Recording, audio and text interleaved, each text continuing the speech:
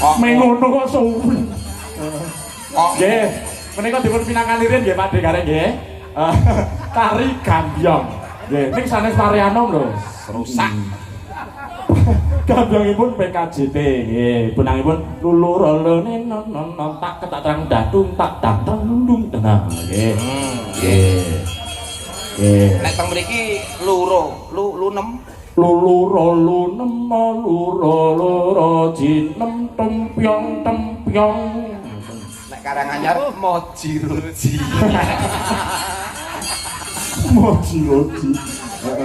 halo Mas Akil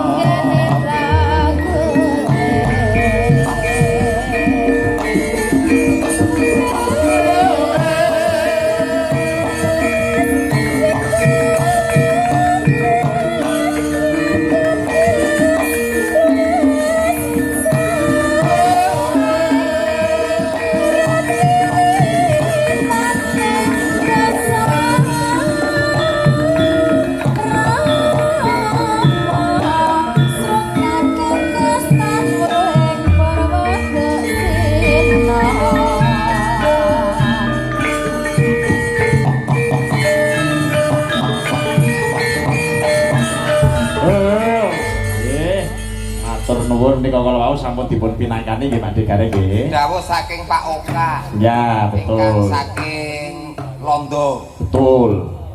Pak Oka pancen oke menika nggih. Nggih, nggih. Nggih. Gambyong Parya napa iki? Mak PKJT. Morumoji nggih.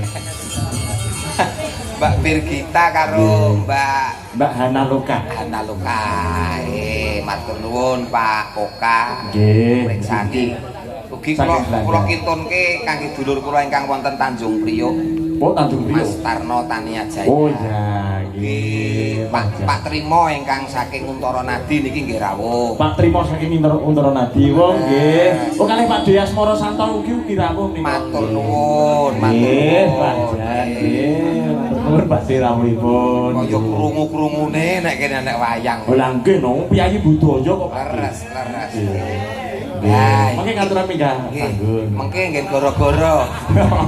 Nggih, aturaken panon ingkang tanpa pepindhan menika sampun dipun tunggu-tunggu Pak Gareng. Nggih. Panjenenganipun Mbak Elisa Urkarus Alaso. Oke, nggih. Monggo. Monggo Mbak Jan, Mbak Elisa. Mas, aja diklewa.